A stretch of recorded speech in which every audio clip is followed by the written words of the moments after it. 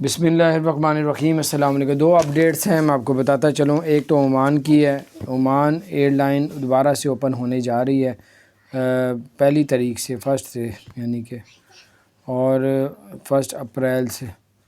تو اب اس میں جو ہے ایک اور نئی خبر ہے کہ دبئی نے کہا ہے کہ وہاں پہ کوئی بھی واٹس ایپ آپ کو کرے اور کہے جو ہے آپ کوڈ لگائیں وہاں پہ اپنی مرضی سے، تو کوئی نہ کوئی آپ کے موبائل کی چیز ہیک کر سکتے ہیں۔ تو ایسا کوئی واٹس ایپ کی طرف سے نہیں میسیج آئے گا، یہ سب فراڈیے اور ہیکر ہوتے ہیں جو اس طرح کے میسیج کرتے رہتے ہیں، ان لوگوں سے بچ کے۔